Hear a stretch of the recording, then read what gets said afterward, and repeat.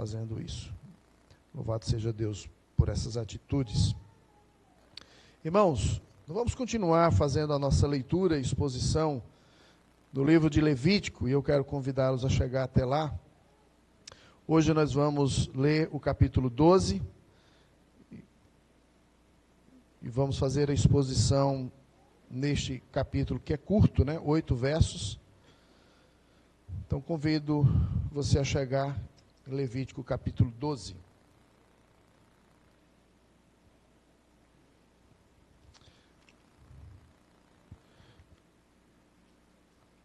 Levítico 12. Nosso tema geral tem a ver com santidade. Durante todo o ano 2024, nós temos tratado sobre esse tema de imitar Jesus, santidade, essa doutrina da imitação, a teologia da imitação de Cristo, sermos santos a partir da sua santidade, que é conferida àquele que crer nele, que vive submisso e acolhendo a sua palavra. Então, uma vida santa para o Deus Santo é o tema geral do livro de Levítico, e nós estamos agora no capítulo 12. Vamos ler o texto, depois nós vamos orar mais uma vez. Disse mais o Senhor a Moisés: fala aos filhos de Israel, se uma mulher conceber e tiver um menino, será imunda 7 dias, como nos dias de sua menstruação, será imunda. E no 8º dia, se circuncidará ao menino a carne do seu prepúcio. Depois ficará ela 33 dias a purificar-se do seu sangue. Nenhuma coisa santa tocará, nem entrará no santuário, até que se cumpram os dias de sua purificação. Mas, se tiver uma menina, será imunda 2 semanas, como na sua menstruação. Depois ficará 66 dias a purificar-se do seu sangue.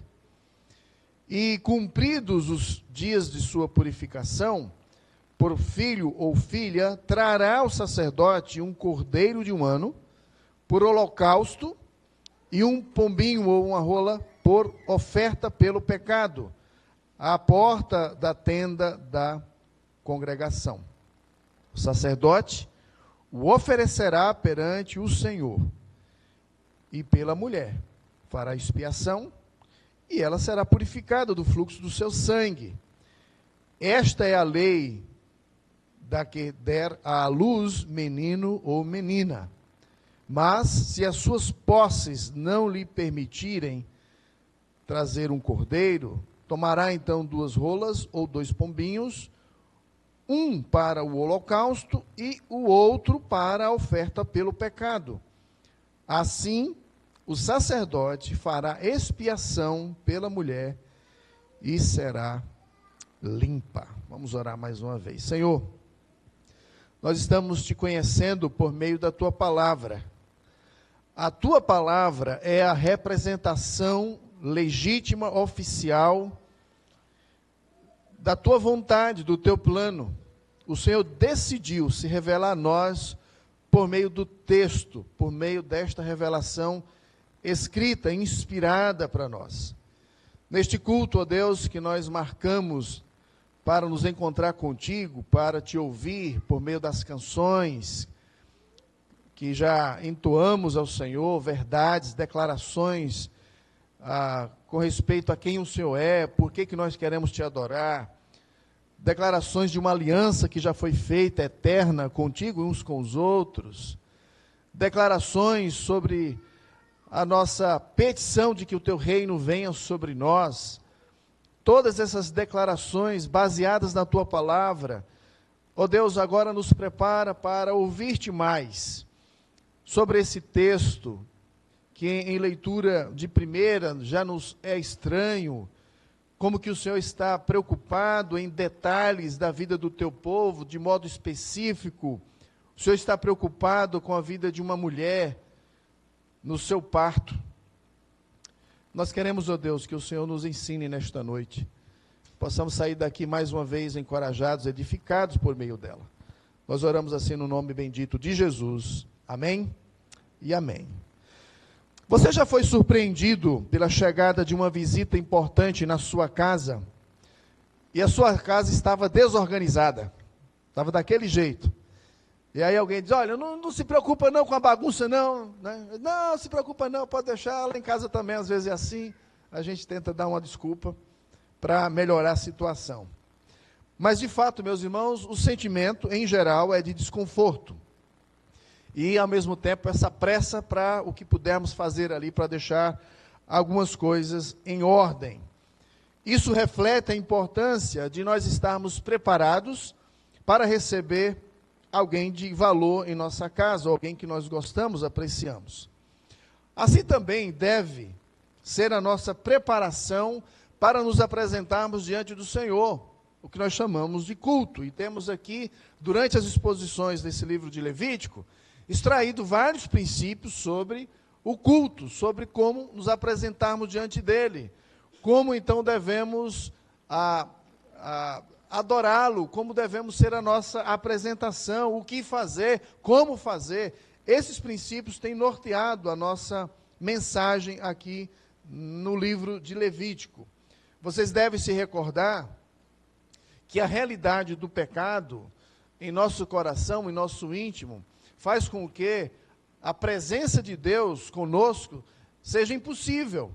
Deus quer habitar no nosso meio, sempre lembrando o contexto de Êxodo. Deus quer habitar no meio do seu povo, mas o seu povo é pecador. Então Deus provê um meio para habitar no meio do seu povo. Ele estabelece um tabernáculo, um sistema sacrificial. Capítulo 1 a 7 nós estudamos já sobre isso. Estabelece o mediador. Ninguém chega diante de Deus sem um mediador. Então, sacerdote, o sumo sacerdote, nós precisamos de alguém que nos conduza perante esse Deus. E Deus então estabelece o culto, estabelece em detalhe tudo o que deve acontecer, porque esse espaço é sagrado, e onde Deus está, aqueles que se achegam a Ele, precisam chegar com cuidado, conforme aquilo que Ele estabeleceu, conforme a sua lei, conforme os seus estatutos, como Ele deseja ser adorado, como chegar diante dEle. Então nós temos os rituais, nós temos os cuidados agora com a pureza. E semana passada nós estudamos no capítulo 11 sobre a pureza dos alimentos, né? Alimentos na mesa puros. Nós discorremos sobre esse tema. Nós agora estamos no capítulo 12, que vai falar de pureza agora com relação ao parto, a impureza no parto. Capítulo 13, nós vamos adentrar sobre a questão de saúde, sobre algumas enfermidades que deixa a pessoa impura. E aí então a purificação das enfermidades, capítulo 14 também. Capítulo 15 nós vamos aprender sobre fluxos corporais, que deixa também a pessoa impura. Então, até o capítulo 16, onde vai haver a impureza do tabernáculo, ou a pureza, a limpeza, a expiação, né, o dia da expiação, uma vez por ano, purificando o tabernáculo, nós estamos tratando desse contexto de purificação. Vários tipos de impureza, e como que o adorador, ele deve prestar atenção para que ele não chegue diante de Deus impuro. Então é sobre isso que nós estamos aqui tratando. E eu quero que os irmãos lembrem-se de que, assim como Deus criou e colocou Adão e Eva no jardim, a nossa vida normal seria estar diante do Santo dos Santos, vivendo diante de Deus, o Deus Santo, e nós, então, nessa relação de santidade com Ele, teríamos, então, harmonia. Essa era para ser a vida normal. Fomos criados para isso. Uma vez que a gente não tem acesso mais ao Santo dos Santos, à presença própria de Deus, nós temos, então, o altar. o altar, e aqui eu estou seguindo um pouquinho a proposta do tabernáculo, fazendo essa analogia, como Deus estabeleceu o tabernáculo, pensando nessa relação com Ele.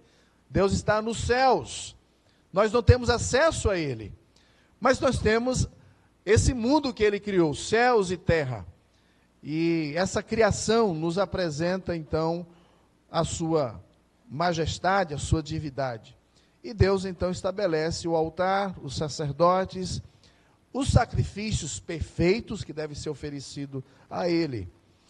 Mas nós temos também o pátio. Então nós temos o Santo dos Santos, nós temos o altar, onde pode ser feito sacrifícios perfeitos diante desse Deus, mediado por sacerdotes, mas nós temos o pátio, onde o adorador tem acesso, e ele traz a sua oferta, o seu animal, e a entrega na mão do sacerdote. Alguns desses sacrifícios, o ofertante participa, inclusive cortando o pescoço do animal, matando o animal e dizendo: este morre em meu lugar, uma vida no lugar de outra vida. No pátio nós temos o pátio externo do tabernáculo, a presença dos sacerdotes, e a gente então precisa lembrar de vários conceitos e princípios que Deus estabelece. O que o sacerdote não deve fazer? Ele deve se manter com cuidado de pureza, suas vestes, todo ritual, suas mãos, a bacia ali de bronze com água, todo cuidado de limpeza. Então, o sacerdote não pode chegar de qualquer forma. Como também os sacrifícios recebidos não devem ser maculados, com defeito. Vocês lembram, em vários momentos na história de Israel, Isaías, o próprio livro de Malaquias vai condenar os sacerdotes que estão fazendo o culto de qualquer jeito, que estão recebendo animais defeituosos. Vai lá, leva lá a autoridade ao rei para ver se ele aceita. Agora você quer que eu aceite? O sacerdote então precisa ter cuidado. No pátio, ele não pode receber animais defeituosos. No pátio, o sacerdote não pode estar também de modo relaxado, de qualquer jeito. Estar na presença de Deus requer santidade. E aí você tem no acampamento lá fora os israelitas, que precisam ritualmente estarem puros para se aproximar do santuário onde Deus está presente. Esse espaço geográfico é santo. Então, várias coisas do dia a dia da vida que têm uma relação com morte, como o sangue, algumas doenças, algumas manifestações que caracterizam a morte, que caracterizam a falta de relação com Deus. Deus é santo, é vida. Essas pessoas estariam numa condição de impuras. E elas precisavam, então, de um rito de purificação, para que não pudessem chegar próximo de Deus, ofertar um culto a Deus de qualquer jeito, chegar limpo. E hoje eu quero falar sobre essa limpeza no culto, baseado no texto aqui de capítulo 12, pensando especificamente nesse aspecto da purificação a partir de uma mulher no seu parto. Inclusive isso, a pureza de uma adoradora, que acabou de ter um filho ou uma filha. Ela então está numa condição de impura, e ela não pode tocar nas coisas santas, dos sacrifícios. Ela não pode se aproximar do tabernáculo. Por quê? Porque ela está na condição de impura, e aqui claramente a menção do sangue, como também na menstruação, que faz a referência. Esse sangue aqui denota ou faz conexão com morte, e aí então essa realidade de adorar, de se aproximar de Deus, Deus diz que não é permitido. Então nós temos aqui, meus irmãos, uma gradação da vida para a morte. Vida normal diante de Deus, no Santo do Santo, ninguém pode ter. Então Deus estabelece o sacrifício, o sacerdote, o mediador. Nós temos então a tenda, o pátio, o acampamento, e aí cada vez mais a gente está se afastando e vivendo vidas impuras, que estamos nos associando com um estilo de morte, onde nós vamos experimentar separação eterna de Deus. Então nós temos a vida normal, mas estamos vivendo ainda hoje a anormalidade crescente, onde várias pessoas, inclusive hoje, não estão preocupadas com a pureza, não estão preocupadas em estar diante de Deus purificadas, puras, para adorar a Deus. A piedade, meus irmãos, segue a pureza. Toda pessoa piedosa, toda pessoa que leva Deus a sério, é alguém que busca pureza. Eu não sei qual é a atitude sua de costume ao vir ao culto, mas aqui nós queremos lembrar que Deus requer de nós pureza. Deus requer de nós pureza. Então nós queremos pensar sobre essa verdade, aprender que a limpeza no culto vai além do exterior e encontra o seu cumprimento perfeito em Cristo, aquele que nos purifica para adorar a Deus de forma plena, de forma correta. Eu sempre tenho procurado trazer uma perspectiva bem cristocêntrica aqui no livro de Levítico, sempre lembrando a você de Jesus estar aqui presente, para quem toda a lei aponta, porque ele mesmo disse isso, lá em Lucas, capítulo 24, quando ele estava na companhia dos 2 discípulos que vinham decepcionado, frustrado, depois da morte de Jesus, que Jesus morreu e ele se foi, a esperança de Israel, nós achamos que ele era o Messias, e então Jesus explica, vocês não leem as Escrituras, elas testificam de mim. Então aqui nós podemos ver Cristo Jesus como aquele que nos limpa, que nos purifica, para podermos de modo pleno adorarmos a Deus. Eu quero em primeiro lugar, meus irmãos, olhando para o texto, estabelecer essa verdade. Número 1, Deus exige santidade. Quando ele está descrevendo, disse mais o Senhor a Moisés, é a declaração repetida em todos esses capítulos. Capítulo 13, quando você vai iniciar, disse o Senhor a Moisés. Sempre Deus está falando, Deus está prescrevendo a maneira como Ele deseja que o seu povo se apresente diante dEle. E como é que Deus exige que as pessoas se apresentem diante dEle? Deus exige santidade. É isso que está acontecendo aqui. Nada que tenha associação com morte, com pecado, com sujeira, qualquer ato inadequado, Deus está pedindo purificação. E graças a Deus aqui, em muitos desses casos, a contaminação, ela é até a tarde. Ela é por um período de dias. Você é purificado, sempre uma menção de esperança. Você é purificado. Tem um rito, tem uma obediência, tem um processo a ser feito. E nós queremos lembrar que Deus exige santidade do seu povo. Os versos de 2 a 5 estabelecem o procedimento. Imagine, meus irmãos, um cirurgião se preparando para uma operação bem delicada, uma cirurgia delicada. Eles lavam bem as suas mãos, eles esfregam, eles lavam, tentam ao máximo deixar claro que está livre de contaminação as suas mãos, suas roupas. Segue todos os protocolos estabelecidos. Por quê? Porque qualquer contaminação pode ser fatal. Meus irmãos, assim também é com Deus.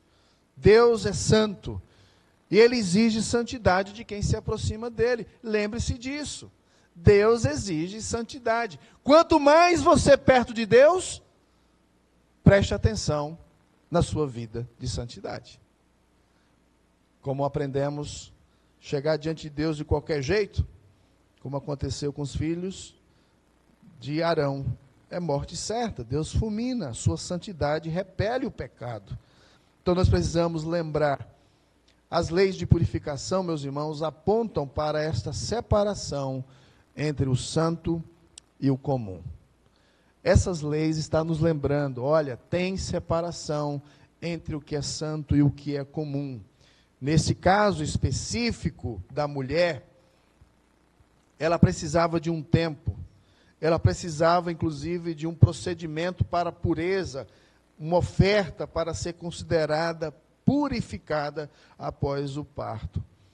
Nesse aspecto, nós lembramos então do Novo Testamento e sempre lembramos de Cristo Jesus, que é aquele que regula e cumpre, né, essas leis cerimoniais, de modo que nós somos santificados de uma vez por todas pelo seu sacrifício. Jesus, conforme diz o autor de Hebreus, capítulo 10, verso 10, Jesus é a nossa purificação. Então nós precisamos entender, assim como Deus, que pediu limpeza cerimonial, Ele também ainda hoje nos chama para uma vida limpa, uma vida de santidade. Por meio de Cristo, nós somos tão somente, por meio dele, capacitados a viver essa pureza. Você veio hoje adorar. Você está limpo? Como é que está a sua mente? Você está limpo? Como é que estão os seus relacionamentos? Ou estão os seus relacionamentos? Como é que está o seu coração? Como é que estão os seus sentimentos? Deus exige pureza da nossa parte. E Jesus Cristo é o único, meus irmãos, que pode nos capacitar a viver de uma forma que é agradável. Só por meio de Jesus nós somos aceitos. Uma segunda verdade que eu gostaria de destacar no texto, versos 6 a 8, que a gente já leu, faz menção do rito de purificação. Deus exige santidade.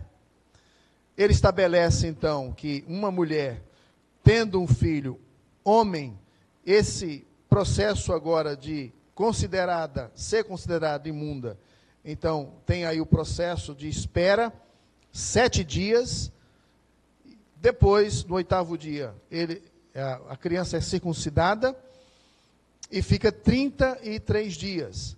Depois ele dá detalhes sobre a menina, que aí no caso, dobra. Eu andei pesquisando, meus irmãos, o porquê.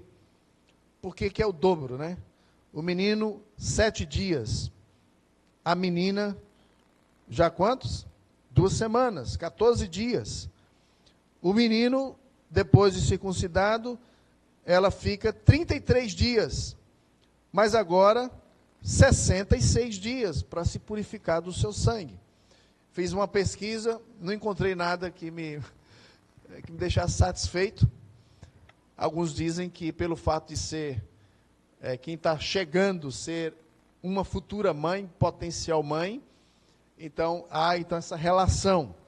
Alguns dizem que tem a ver com a questão cultural daqueles dias, onde a adoração a outros deuses, tinha ritos de orgias que envolvia, então tem uma diferença aqui de purificação maior, de cuidados para diferenciar. O fato é que Deus está pedindo, e Ele está deixando claro que quer que seja desse jeito. Então, se Deus pediu, a gente não precisa ficar perguntando todos os detalhes, né? E a gente tem essa mania. Deus pediu, meus irmãos, e vamos obedecer. Ele disse que tem que ser assim. E a gente tem sempre essa relutância. Mas por que Deus quer desse jeito? É porque Ele quer desse jeito, Ele pediu, e a gente vai obedecer. E Ele então estabelece cumprido aqui os dias, cumpridos os dias de purificação, no verso 6, por filho ou filha, então vai ao sacerdote, leva o cordeiro de 1 ano, por holocausto, e também oferta pelo pecado. Nós estudamos os sacrifícios, os 5 sacrifícios, do capítulo 1 ao 7, aqui ele está pedindo o sacrifício por holocausto, pela oferta pelo pecado. E aí então o sacerdote oferece perante o Senhor, faz expiação por ela então é purificada, e assim ela pode ter acesso novamente ao culto. Ela pode ir adentrar ao tabernáculo e trazer então a sua oferta de comunhão com o sacerdote.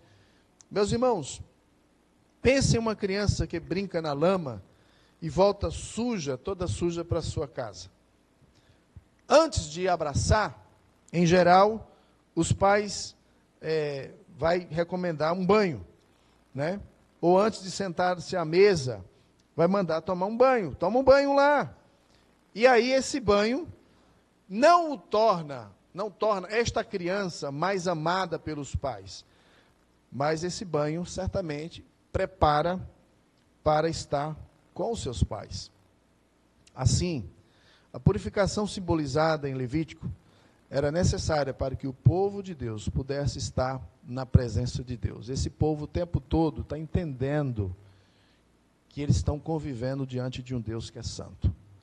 Todos esses detalhes, como aprendemos sobre a alimentação, os animais que deveriam comer ou não, eles estão o tempo todo lembrando que Deus é santo, que Deus é santo, que Deus está preocupado com todas as áreas da nossa vida. Está preocupado com o que você come, está preocupado, mulher, com o seu parto e também com o seu estado de saúde e a relação que você precisa ter com Ele de dedicação. Meus irmãos, a oferta de um cordeiro, como também de 2 rolinhas aqui, reflete a necessidade de expiar, de tirar sobre nós o pecado, de nos deixar limpos e, ao mesmo tempo, de gratidão a Deus. Jesus é apresentado nas Escrituras por João Batista como o Cordeiro de Deus que tira o pecado do mundo. João capítulo 1, verso 29. Ele foi o sacrifício único e suficiente, que nos purifica completamente.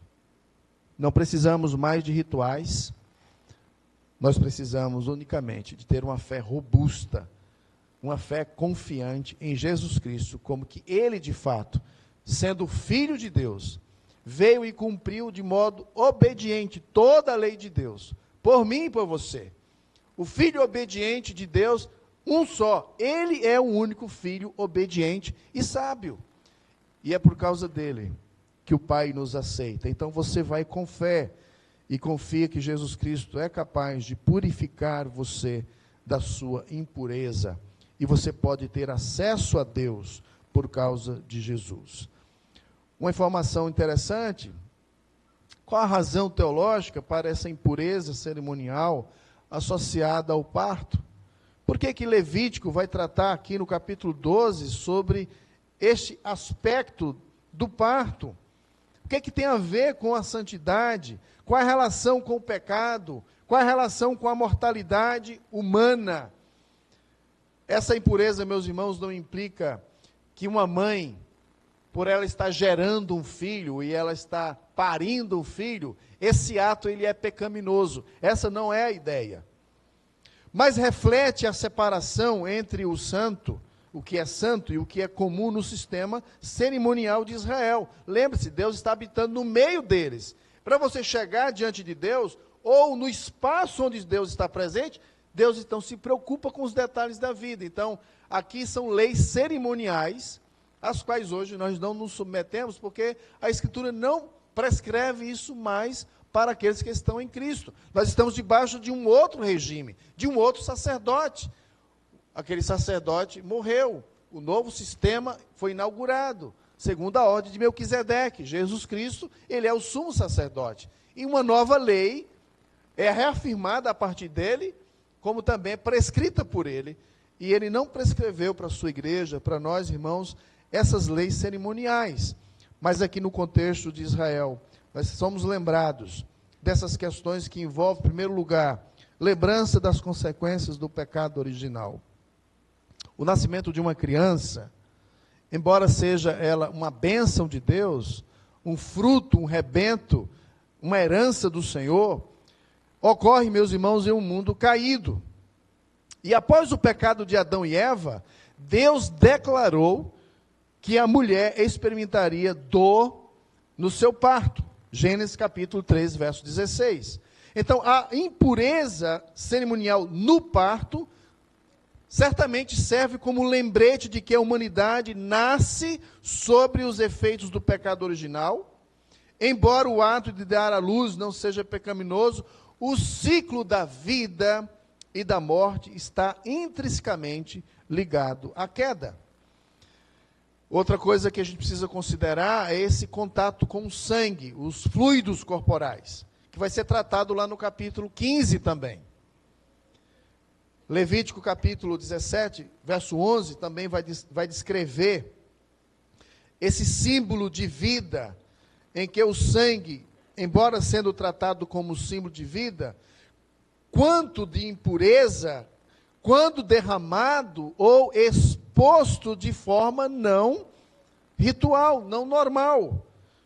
O parto, por exemplo, envolve perda de sangue, o que no sistema cerimonial torna a pessoa ritualmente impura. Lembrando que essa impureza não é moral, simboliza a fragilidade humana diante da santidade de Deus. Outra coisa, nesse contexto nós estamos sendo lembrados que Deus está marcando separação do que é santo e do que é comum.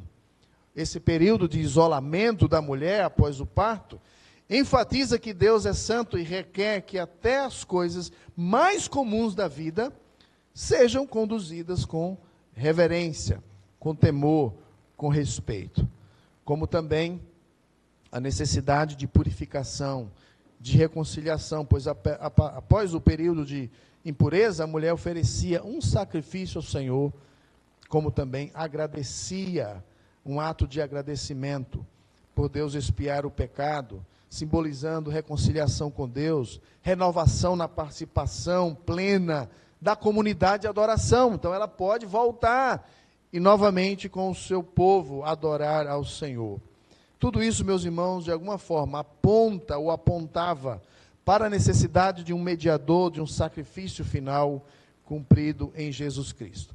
Israel está sendo treinado aqui. É uma criança, ela precisa ser lembrada sobre a responsabilidade de viver a santidade diante de Deus. E por fim, Cristo como esse cumprimento das leis cerimoniais, Hebreus capítulo 9, eu queria que você lesse, estou citando alguns versículos, mas esse aqui eu gostaria de ler com vocês, Hebreus 9, verso 13 e 14, Hebreus 9, 13 e 14, lá no finalzinho do Novo Testamento, Hebreus 9, 13 e 14, 13 e 14, portanto, Hebreus 9, 13. Portanto, se o sangue de bodes,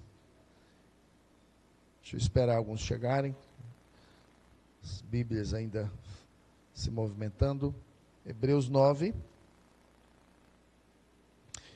todo o capítulo está tratando, né, dos ritos e ofertas e sacrifícios, que eram imperfeitos e não eficazes, né? Então, versículo 13, portanto, se o sangue de bodes e touros e a cinza de uma novilha, aspergidos sobre os contaminados, os santificam, quanto à pureza da carne, muito mais o sangue de Cristo, que pelo seu eterno, pelo Espírito eterno, a si mesmo se ofereceu sem mácula a Deus, purificará a nossa consciência de obras mortas, para servirmos ao Deus vivo. Somente, meus irmãos, o sangue de Cristo purifica a nossa consciência, para que servamos ao Deus vivo. Então, a impureza cerimonial no parto, assim como outros aspectos da lei, servia como uma sombra das coisas que viriam em Cristo Jesus. Jesus é este que nasceu e teve um nascimento humano, embora concebido pelo Espírito Santo, não vindo de um intercurso sexual entre Maria e José, mas o Espírito Santo colocou a semente que gerou Jesus. Ele passou por um processo de nascimento comum, como nós. Ele se identificou conosco, com as nossas fragilidades. Segundo Filipenses 2 e 7, ele deixa isso claro. Sua mãe, Maria, provavelmente seguiu as leis de purificação, apontando para um cumprimento perfeito. Veja aí Lucas capítulo 2, estamos perto, no Novo Testamento. Vamos conferir esse texto, Lucas, Evangelho de Lucas 2, como que Jesus, até nesse aspecto, cumpriu a lei. E para alguns que gostam de pregar prosperidade, muitos pregadores aí afora gostam de pregar prosperidade, dizer que Jesus era muito rico, que ele era de família abastada, que José era um grande empresário, um grande negociante, né, que Jesus assumiu aquele posto. Veja só a prova de que Jesus não era rico, ele era pobre. Levítico nós lemos que se alguém não tivesse um boi, um cordeiro, ele poderia levar algo simples, um par de rolas ou 2 pombinhos. Está aí, capítulo 2 de Lucas, verso 22, passados os dias da purificação deles, segundo a lei de Moisés, levaram-no a Jerusalém para o apresentarem ao Senhor, conforme o que está escrito na lei do Senhor. Todo primogênito ao Senhor será consagrado, para oferecer um sacrifício, segundo o que está escrito na referida lei, um par de rolas e 2 pombinhos. Então aqui está muito claro, Jesus Cristo era de uma família humilde, não tinha recurso.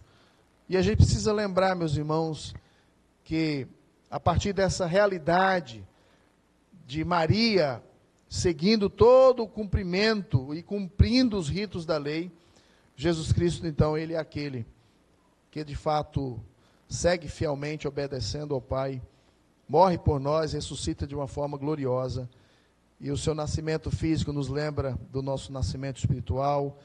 Em Cristo nós somos não mais impuros, mas somos purificados, regenerados completamente pelo Espírito que Ele mesmo enviou para todo aquele que crê. Portanto, meus irmãos, a impureza no parto, ela tem uma função pedagógica. Ela tem uma função pedagógica e ao mesmo tempo teológica. Apontar para a santidade de Deus, apontar para a condição caída da humanidade e apontar para a necessidade de purificação. Tudo isso plenamente suprida na pessoa de Jesus Cristo. Eu quero repetir isso aqui. A ideia desse texto, como outros assuntos que Levítico vai tratar sobre estar na condição de impuro, a impureza no parto, ela tem uma função pedagógica. Ela nos lembra, ela aponta para a santidade de Deus, aponta para a condição caída do homem, aponta para a necessidade de purificação, e ela aponta que apenas e tão somente Jesus Cristo, Ele pode suprir essa limpeza, essa pureza que tanto nós procuramos. Assim, meus irmãos, no culto, ao nos achegarmos a Deus, ao chegarmos para nos encontrar e pela fé acreditar que Ele está aqui, que Ele está nos vendo, e nós chegamos aqui para responder a Ele, ao Evangelho da Boa Nova, que Ele nos convida a andar com Ele, que Ele nos convida a prestar culto, Ele nos chama a estar com Ele. Nós nos achegamos com esse espírito de obediência, não para conquistar a salvação, mas como resposta do nosso amor à graça recebida. Meus irmãos, nos acheguemos a Deus com base no sacrifício de Jesus Cristo. Lembre-se sempre disso, o seu culto é aceito diante de Deus, não porque você conseguiu fazer a sua limpeza pessoal, seu esforço, suas boas obras. Deus aceita o seu culto por causa da obra expiatória de Jesus Cristo. Portanto, de modo prático, eu gostaria de apontar aqui um caminho para que pudéssemos trabalhar a limpeza na nossa vida para prestarmos o culto a esse Deus Santo.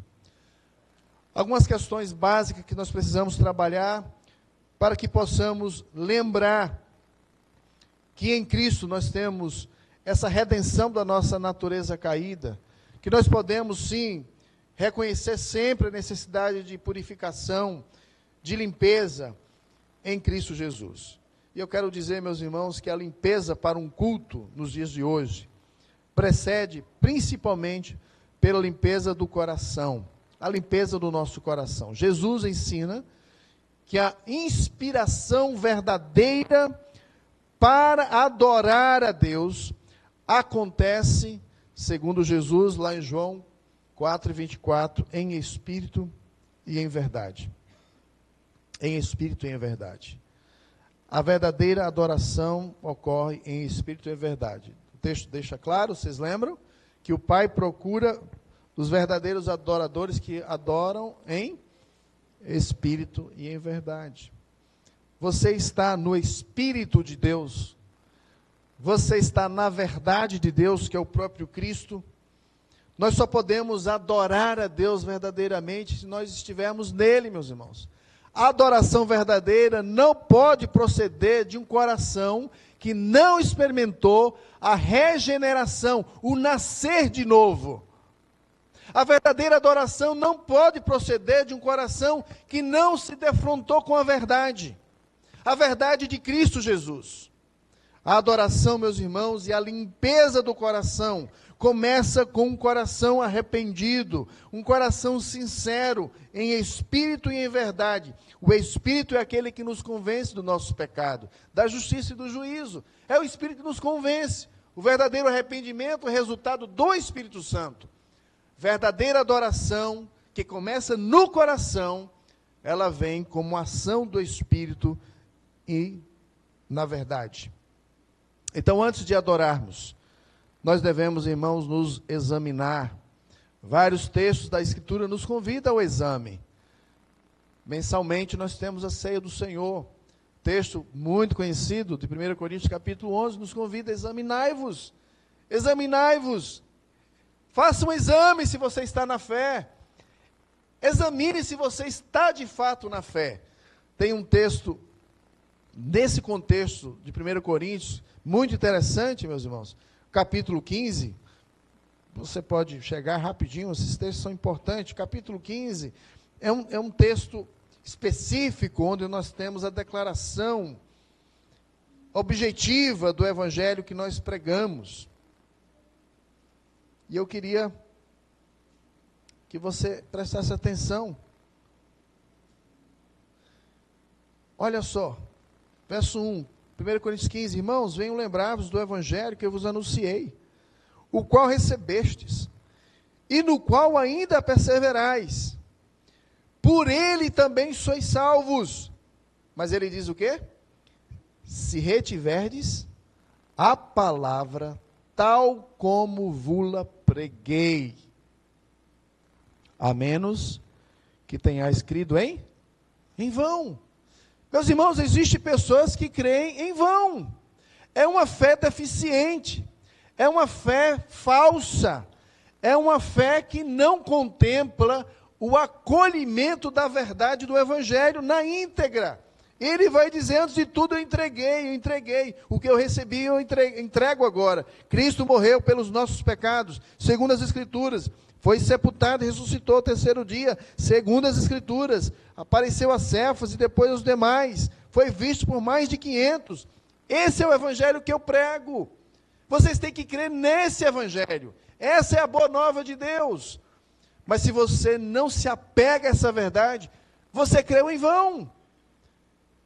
Meus irmãos, antes de adorarmos, precisamos examinar se nós cremos. Esse texto de Levítico está apontando para a necessidade de purificação que somente é encontrada em Cristo Jesus. Você já creu?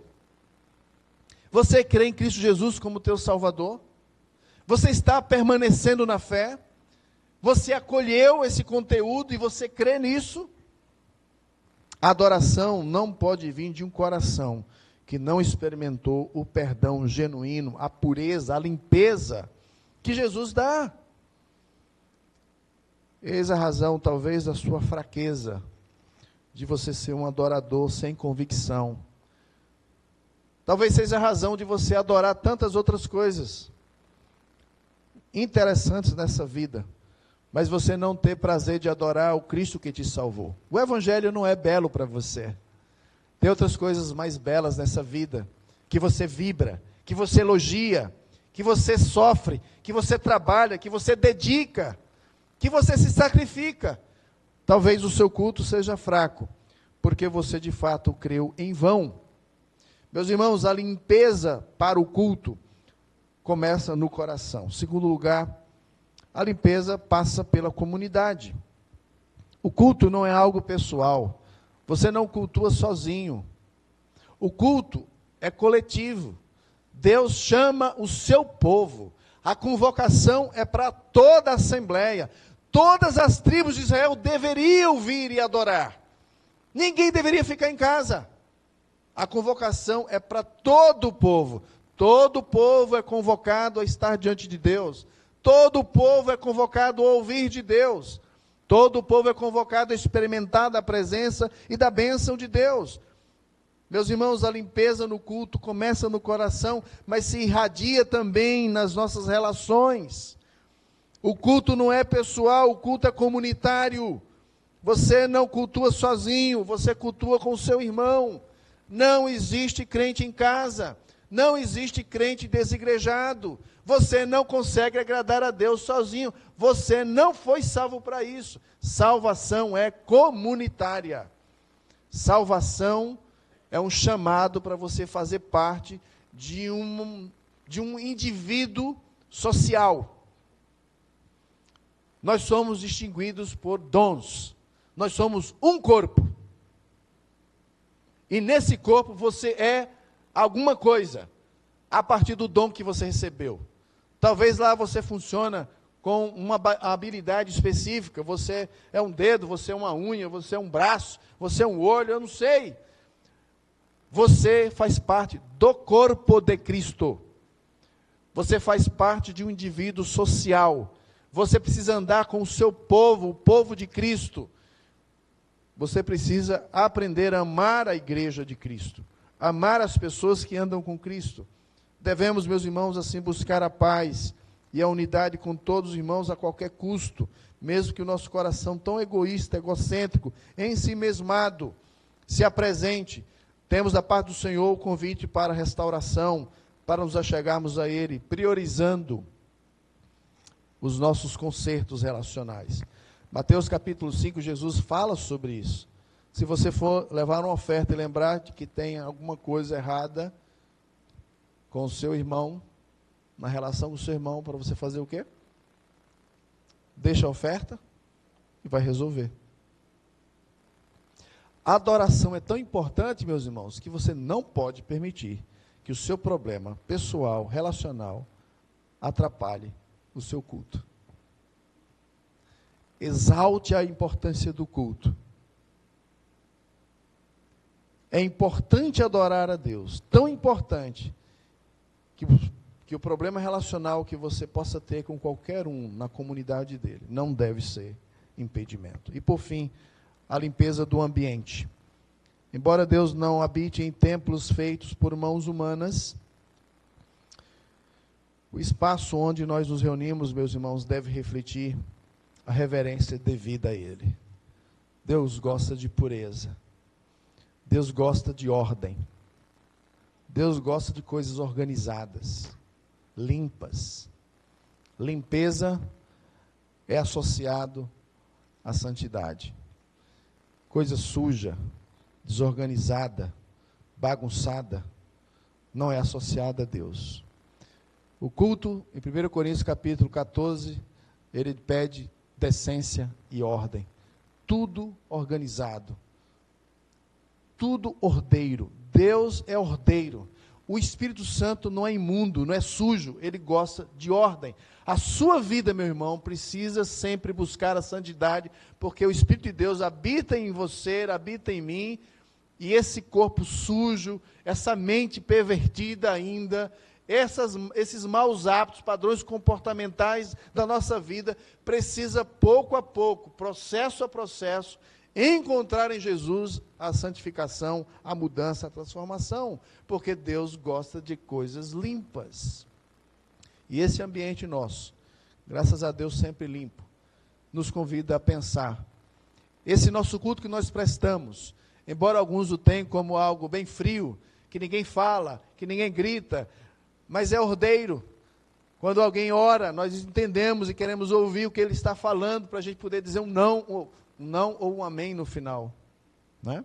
Eu não concordei com a oração daquele irmão, não vou dizer nem um amém, mas como é que eu vou dizer um amém? Assim seja, Senhor, eu concordo com esse irmão que está orando, se eu nem sei o que ele está falando.